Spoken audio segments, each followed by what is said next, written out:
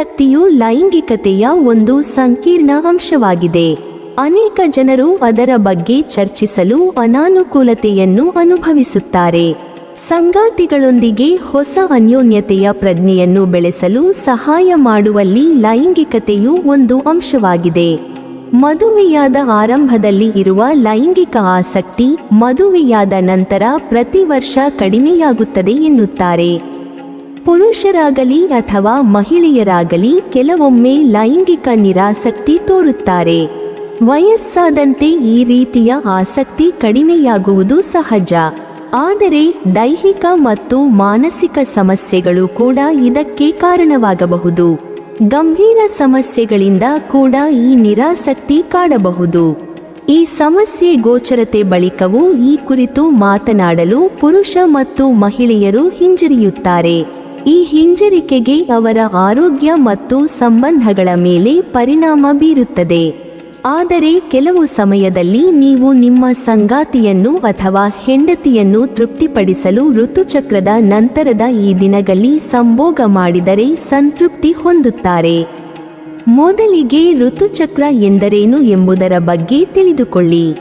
ಹದಿಹರೆಯದ ವಯಸ್ಸಿಗೆ ತಲುಪಿದ ನಂತರ ಸ್ತ್ರೀ ದೇಹದಲ್ಲಿನ ಅಂಡಾಶಯದಿಂದ ಈಸ್ಟ್ರೋಜೆನ್ ಮತ್ತು ಪ್ರೊಜೆಸ್ಟರಾನ್ ಎಂಬ ಹಾರ್ಮೋನುಗಳು ಉತ್ಪತ್ತಿಯಾಗುತ್ತವೆ. ಈ ಹಾರ್ಮೋನುಗಳಿಂದಾಗಿ ಗರ್ಭಾಶಯದ ಒಳಪದರವು ಪ್ರತಿ ತಿಂಗಳಿಗೊಮ್ಮೆ ದಪ್ಪವಾಗಲು ಪ್ರಾರಂಭಿಸುತ್ತದೆ.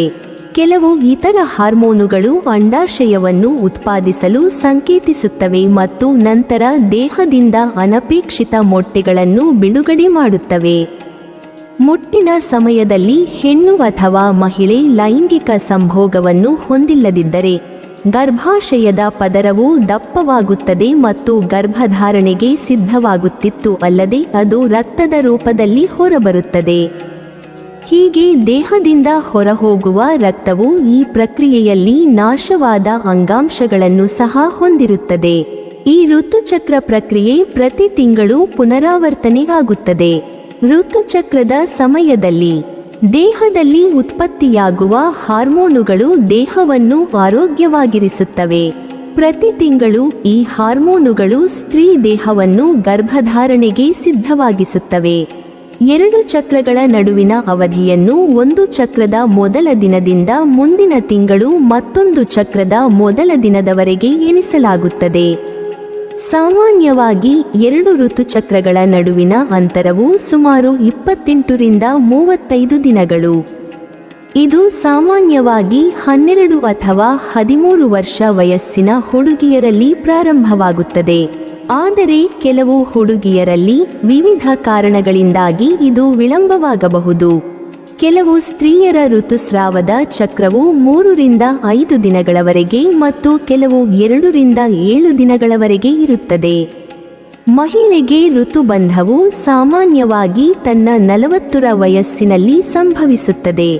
ಋತುಬಂಧದೊಂದಿಗೆ ಮಹಿಳೆಯರಲ್ಲಿ ಸಂತಾನೋತ್ಪತ್ತಿ ಚಕ್ರವು ಕೊನೆಗೊಳ್ಳುತ್ತದೆ ಮತ್ತು ಅವಳು ಗರ್ಭಧರಿಸಲು ಸಾಧ್ಯವಾಗುವುದಿಲ್ಲ. ಇನ್ನು ಲೈಂಗಿಕತೆಯ ವಿಚಾರಕ್ಕೆ ಬರೋಣ. ಸಾಮಾನ್ಯವಾಗಿ ರಾತ್ರಿ ಸಮಯದ ನಿದ್ರಾವಂಚಿತ ಸ್ತ್ರೀ ಪುರುಷರಿಬ್ಬರಲ್ಲಿ ನಿದ್ರಾವಂಚಿತ ಸ್ತ್ರೀಯ ಕಾಮಾಸಕ್ತಿ ನಿದ್ರಾವಂಚಿತ ಪುರುಷನಿಗಿಂತ ಹೆಚ್ಚಾಗಿರುತ್ತದೆ. ಪ್ರತಿಯೊಂದು ವ್ಯಕ್ತಿಯ ದೇಹವು ವಿಭಿನ್ನವಾಗಿರುತ್ತದೆ ಮತ್ತು ನಿದ್ರೆಯ ಅಭ್ಯಾಸಗಳು ಅದಕ್ಕೆ ಅನುಗುಣವಾಗಿ ಬದಲಾಗುತ್ತವೆ ಎಂಬುದನ್ನು ನೆನಪಿನಲ್ಲಿಡಿ.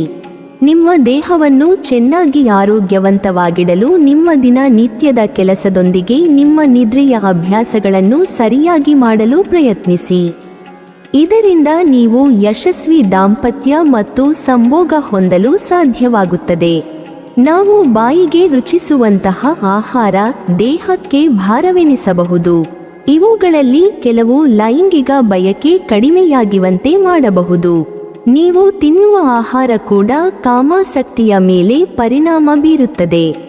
ಸಾಮಾನ್ಯವಾಗಿ ಮಹಿಳೆಯ ಋತುಚಕ್ರ ಪ್ರಾರಂಭವಾಗುವ ಹಿಂದಿನ ರಾತ್ರಿ ಸ್ತ್ರೀಗೆ ನಿದ್ರೆ ಬರುವುದಿಲ್ಲ. ಈ ಸಮಯದಲ್ಲಿ ಸಂಭೋಗ ಮಾಡಿದರೆ ಮಹಿಳೆಯು ತೃಪ್ತಿ ಹೊಂದುವುದಿಲ್ಲ. ಕಾಮ ಪ್ರಚೋದನೆ ಎನ್ನುವುದು ಪ್ರತಿಯೊಬ್ಬ ಮಹಿಳೆಗೂ ಭಿನ್ನವಾಗಿ ಇರುತ್ತದೆ ಮತ್ತು ಕೆಲವು ಮಹಿಳೆಯರು ಋತುಚಕ್ರದ ವೇಳೆ ಲೈಂಗಿಕ ಕ್ರಿಯೆಯಲ್ಲಿ ತೊಡಗಿಕೊಳ್ಳಲು ತುಂಬಾ ಕ್ರೋಧಗೊಳ್ಳುವರು.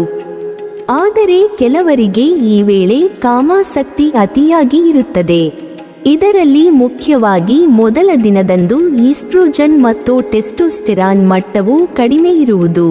ಇದರಿಂದ ಸಂಭೋಗ ಮಾಡಬಾರದು. ಆದರೆ ಮೂರನೇ ದಿನದ ಬಳಿಕ ಇದು ಹೆಚ್ಚಾಗುತ್ತದೆ.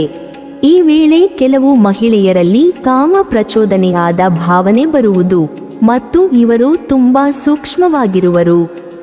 ಆದ್ದರಿಂದ ಈ ದಿನಗಳನ್ನು ಕಳೆದು ಸಂಭೋಗ ಮಾಡಿದರೆ ಸ್ತ್ರೀಯು ನಿಮ್ಮ ಎಲ್ಲ ಆಸೆಗಳಿಗೆ ಬಯಕೆಗಳಿಗೆ ಸ್ಪಂದಿಸುತ್ತಾಳೆ.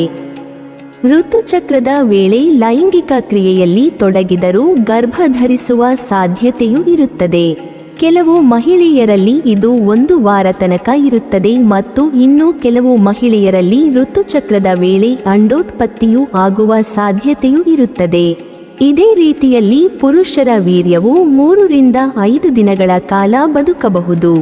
ಆದ್ದರಿಂದ ಗರ್ಭಧರಿಸುವ ಸಾಧ್ಯತೆ ಇರುತ್ತದೆ.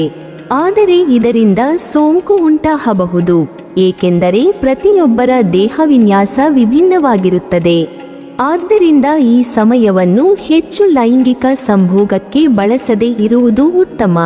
ಮುಟ್ಟಿನ ವೇಳೆ ಉಂಟಾಗುವ ರಕ್ತಸ್ರಾವದ ಪ್ರಮಾಣ ಮತ್ತು ಸ್ರಾವದ ಅವಧಿಯು ಮಹಿಳೆಯಿಂದ ಮಹಿಳೆಗೆ ಬದಲಾಗಬಹುದು. ಆದಾಗ್ಯೂ ಆರೋಗ್ಯಕರ ಋತುಚಕ್ರವು ಸರಾಸರಿ 2 ರಿಂದ 7 ದಿನಗಳವರೆಗೆ ಮಧ್ಯಮದಿಂದ ಭಾರೀ ರಕ್ತಸ್ರಾವವನ್ನು ಒಳಗೊಂಡಿರುತ್ತದೆ. ಪ್ರತಿ 2 ಗಂಟೆಗಳಿಗಿಂತ ಹೆಚ್ಚು ಬಾರಿ ನೈರ್ಮಲ್ಯ ಉತ್ಪನ್ನಗಳನ್ನು ಬದಲಾಯಿಸುವಂತ ಅತಿಯಾದ ರಕ್ತಸ್ರಾವವಿದ್ದರೆ ಅಥವಾ ನಿಮ್ಮ ಮುಟ್ಟಿನ ಅವಧಿಯು 7 ದಿನಗಳಿಗಿಂತ ಹೆಚ್ಚು ಕಾಲ ಇದ್ದರೆ ಇದು ಗರ್ಭಾಶಯದ ಫೈಬ್ರಾಯ್ಡ್ಗಳು ಅಥವಾ ಹಾರ್ಮೋನುಗಳ ಅಸಮತೋಲನವನ್ನು ಸೂಚಿಸುತ್ತದೆ. ಅಲ್ಲದೆ ಅಂಡೋತ್ಪತ್ತಿ ಅಥವಾ ಗರ್ಭಾಶಯದ ಒಳಪದರದ ಸಮಸ್ಯೆಗಳನ್ನು ಸೂಚಿಸಬಹುದು. ಮುಟ್ಟಿನ ಸಮಯದಲ್ಲಿ ಸ್ವಲ್ಪ ಮಟ್ಟಿಗೆ ಅಸ್ವಸ್ಥತೆ ಸಾಮಾನ್ಯವಾಗಿದೆ. ಆದರೆ ಅತಿಯಾದ ನೋವು ಅಥವಾ ದುರ್ಬಲಗೊಳಿಸುವ ಸೆಳೆತಗಳು ಇತರ ಸಮಸ್ಯೆಗಳ ಸಂಕೇತವಾಗಿರಬಹುದು. ಗರ್ಭಾಶಯದ ಸಂಕೋಚನದಿಂದ ಉಂಟಾಗುವ ಸೌಮ್ಯವಾದ ಸೆಳೆತವು ಸಾಮಾನ್ಯವಾಗಿರುತ್ತದೆ. ಆದರೆ ದೈನಂದಿನ ಚಟುವಟಿಕೆಗಳಿಗೆ ಅಡ್ಡಿಪಡಿಸುವ ಅಥವಾ ನೋವು ನಿವಾರಕ ಔಷಧಿಗಳ ಬಳಕೆ ಅಗತ್ಯವಿರುವ ತೀವ್ರವಾದ ನೋವಿದ್ದರೆ ನಿರ್ಲಕ್ಷಿಸಬಾರದು.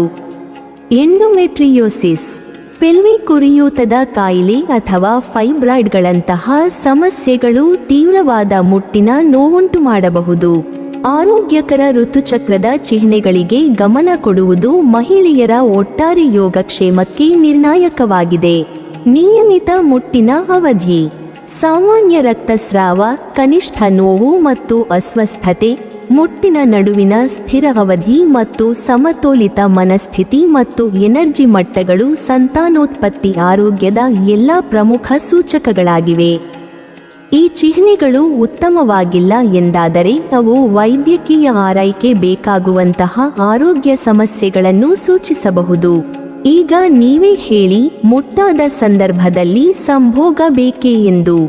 ಸಾಮಾನ್ಯವಾಗಿ ಋತುಚಕ್ರ ಸಂಭವಿಸಿದಾಗ ಮಹಿಳೆಯರ ಫರ್ಟಿಲಿಟಿ ವಿಂಡೋ ಋತುಚಕ್ರದ ಮಧ್ಯದಲ್ಲಿರುತ್ತವೆ. ನೀವು ಸುಮಾರು 28 ದಿನಗಳಲ್ಲಿ ಋತುಚಕ್ರವನ್ನು ಪಡೆದರೆ ಅದು ಸುಮಾರು 14 ದಿನಗಳ ನಂತರ ಓವ್ಯುಲೇಷನ್ ಆಗಿರುತ್ತೆ. ಅಂದರೆ ಪೀರಿಯಡ್ಸ್ ಆಗಿ 1 ವಾರದವರೆಗೆ ಸುರಕ್ಷಿತವಾಗಿ ಗರ್ಭಧಾರಣೆಯ ಜೊತೆಗೆ ಸಂತೃಪ್ತಿ ಹೊಂದುವಂತಹ ಸಂಭೋಗ ಮಾಡಬಹುದು. ಇದರ ನಂತರ ನಿಮ್ಮ ಸಂಗಾತಿಯು ಸ್ವ ಇಚ್ಛೆಯಿಂದ ಸಂಭೋಗಕ್ಕೆ ಪ್ರಚೋದನೆ ನೀಡಿದರೆ ಅದರಲ್ಲಿ ಸಂತೃಪ್ತಿ ಇರುತ್ತದೆ. ಕೆಲವರಿಗೆ ಲೈಂಗಿಕ ಬಯಕೆ ತುಂಬಾ ಬಲವಾಗಿರಬಹುದು, ಆದರೆ ಇತರ ದೈಹಿಕ ಲಕ್ಷಣಗಳು ಅಡ್ಡಿಯಾಗಬಹುದು. ಉದಾಹರಣೆಗೆ ಈಸ್ಟ್ರೋಜೆನ್ ಕಡಿಮೆಯಾಗುವುದರಿಂದ ಯೋನಿ ಕ್ಷೀಣತೆ ಉಂಟಾಗಬಹುದು. ಇದು ಯೋನಿಯನ್ನು ಕಿರಿದಾಗಿಸುತ್ತದೆ ಮತ್ತು ಸಂಭೋಗವನ್ನು ಕಡಿಮೆ ಮಾಡುತ್ತದೆ. ಗರ್ಭಾಶಯವು ಹಿಗ್ಗಬಹುದು ಮತ್ತು ಅಸ್ವಸ್ಥತೆ, ನೋವಿನ ಲೈಂಗಿಕತೆ ಮತ್ತು ಮೂತ್ರ ಸೋರಿಕೆಗೆ ಕಾರಣವಾಗಬಹುದು. ಇದು ಸ್ತ್ರೀ ಮತ್ತು ಪುರುಷರಲ್ಲಿ ಕಾಮಾಸಕ್ತಿ ಬರದಂತೆ ಮಾಡಲು ಕಾರಣವಾಗಿರುತ್ತದೆ. ನೀವು ನೈಸರ್ಗಿಕವಾಗಿ ಕಾಮಾಸಕ್ತಿ ಹೆಚ್ಚಿಸಿಕೊಳ್ಳಲು ಬಯಸಿದರೆ ಕಾಮಾಸಕ್ತಿಯನ್ನು ಹೆಚ್ಚಿಸಲು ಸಹಾಯ ಮಾಡುವ ಗಿಡಮೂಲಿಕೆ ಪೂರಕಗಳಿವೆ. ಮಹಿಳೆಯರಲ್ಲಿ ಕಾಮಾಸಕ್ತಿಯನ್ನು ಹೆಚ್ಚಿಸಲು ಇವು ಸಹಾಯ ಮಾಡುತ್ತದೆ. ಸೋಸೋಯಾ, ಕಪ್ಪು ಕೋಹೋಶ್, ಕೆಂಪು ಕ್ಲೋವರ್ ಇವು ನಿಮಗೆ ಆಮಾಶಕ್ತಿ ಹೆಚ್ಚಿಸಕ್ಕೂ ಸಹಾಯ ಮಾಡುತ್ತದೆ. ನೀವಿನ್ನೂ ನಮ್ಮ ಚಾನೆಲ್ ಅನ್ನು ಸಬ್ಸ್ಕ್ರೈಬ್ ಮಾಡಿಲ್ವಾ? ಹಾಗಾದರೆ ಈ ಕೂಡಲೇ ನಮ್ಮ ಇಂದ್ರಜಾಲ ಚಾನೆಲ್ ಅನ್ನು ಸಬ್ಸ್ಕ್ರೈಬ್ ಮಾಡಿ ಮತ್ತು ಪಕ್ಕದಲ್ಲಿರುವ ಬೆಲ್ ಐಕಾನ್ ಅನ್ನು ಕ್ಲಿಕ್ ಮಾಡಿದರೆ ನಮ್ಮ ಹೊಸ ವಿಡಿಯೋಗಳನ್ನು ನೀವು ನೋಡಬಹುದು.